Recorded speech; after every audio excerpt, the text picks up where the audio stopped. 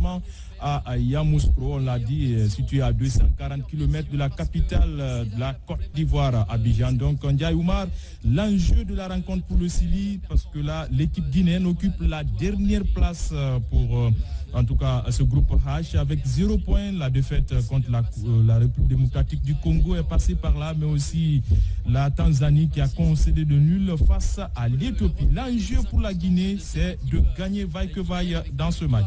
Oui, c'est de gagner, Abdoulaye Diallo, lorsqu'on perd un premier match, même si c'est un déplacement pour une deuxième journée, vous avez obligation sur papier de gagner, et je crois le Sili national s'est inscrit dans cette logique de pouvoir gagner aujourd'hui. C'est vrai qu'on ne joue pas à Conakry, me dira-t-on, mais on joue à l'Éthiopie. La Tanzanie avait opéré 3 changements.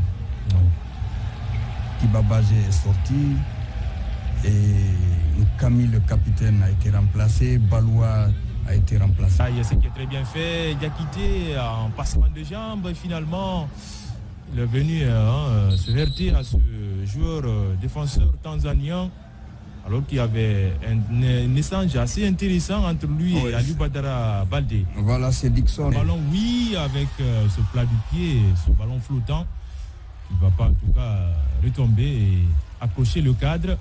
Oui, une balle complètement au-dessus de la barre transversale, je pense. Je ne dirais pas qu'il a manqué de communication, mais il devait, aux précisions, il joue. Vous vous demandez où sont les Guinéens. Il faut... En tout cas, c'est un jeu décousu pour ce centre, peut-être dans la surface de réparation. Le fanion s'est levé. Oui, c'est une possibilité de relance pour les Taïfas. Oui, l'assistant... La Guinée, avec Ilex Moriba qui envoie le ballon. Et on essaye de revoir tout cela. Certainement, l'arbitre a sifflé une faute, puisqu'il y avait là une charge. Tant franc. Il l'a envoyé au deuxième poteau. C'est en plein axe.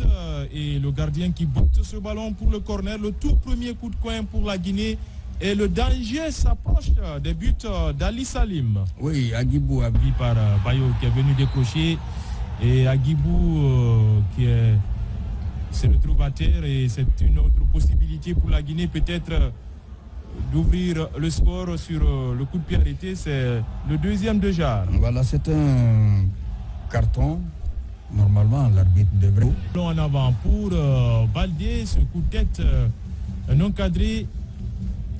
Tout simplement parce que la balle était très haute. Et puis dans ce saut, vous avez vu comment, d'abord, c'est une longue balle. C'est vu par Madi Camara. Attention, Bayo, le contrôle un tout peu long. Et ça sort aussi. Ah oui, il a eu du mal à maîtriser ce ballon dès le départ. Ibou qui se démêle pour récupérer. Et là, le fanion s'est levé. Ouais, dans un premier temps, il n'y avait pas hors-jeu, mais dès qu'il a touché le ballon, ça annule sa position et ça va faire un dégagement. Il est ex pour Bayo, le tacle beaucoup plus appuyé et ça donne un coup franc axial au Sili. Oui, un coup franc comme ça. Ça va être en tout cas... Baldé pour qui Agibou qui va sauver la sortie, non? C'est sorti. Ça ne sera pas le cas pour le joueur de Lidogorest. Trop puissant. Dans les intervalles pour Mohamed Bayo qui va fixer dans la surface de réparation. Mohamed Bayo, malheureusement, qui va trébicher. Oui. Oh, le centre peut-être à venir. On va sur tout cela. Au deuxième poteau, il n'y a pas de preneur, heureusement, pour la défense guinéenne. Oui, c'est tant mieux pour le Sili national parce que là, quand même, vous avez vu... Madi Camara contrôlé, exposer son équipe, la frappe derrière. Quand on va vous montrer le replay, vous allez voir, ils sont allés à 5 pendant que les Guinéens étaient 4. Et pour cette relance, ça peut profiter donc aux Tanzaniens, le crochet dans la surface de réparation. C'est fini. Oh là là là là, attention à ce ballon, heureusement au dernier temps qui a été contré, ça donne une possibilité à ces Taïfa de continuer à mettre la pression sur le but. Voilà, là, ils sont 2 contre 1 et je pense que la Guinée peut revenir ou doit revenir sur un système de 4-3-3 au moins, puisque contre la RDC en deuxième période, en tout cas ça avait mieux. C'est Hafia dans la commune de Dixine. Et directement sur le gardien, ce coup de tête qui n'inquiète pas du tout Ali Salim. magnifique, parfait de Bayo. Ça fait un corner. Et le troisième pour la Guinée dans ce match. En tout cas, déjà 2 changements. Contre la RDC, on a fait 5 changements. Oh, il a été très bien repris, mais il se bat, le Lillois. Attention, Bayo, le dribble. Et c'est l'ouverture du score, on l'a dit. Sur cette action, la Guinée ouvre le score grâce à l'attaquant de Lille, Mohamed Bayo. 1-0 pour la Guinée. Oui, bon, le signal, il l'avait donné en ratant ce tir. Et ce qui est intéressant ici, il a su résister malgré l'opposition de ce central arrière. On a senti qu'il avait envie. Cette balle, quand vous la perdez, les ballons perdus, ça paye cash. Et Bayo, le ballon a été très bien maîtrisé par Sekou Marsila, Aliou Badara, Bayo. Et ça passe à quelques microns seulement. Oui, ces 2 changements apportés par Charlie Pakile commencent à donner des fruits. Oui, c'est du Bassissé dans l'entrée. Égalisation. Les matchs se suivent et se ressemblent pour la Guinée. Il l'a fait comme Kayembe lors du match contre la RD Congo à la 27e minute. Et c'est Saloum qui remet les pendules à l'heure. Oui, c'est Faisal Saloum, 26 ans en équipe nationale, 39 matchs, 2 buts, 7 cartons jaunes en championnat depuis 2019. Il a fait 41 matchs, il a marqué 41 buts. Il est dans l'équipe de Azam.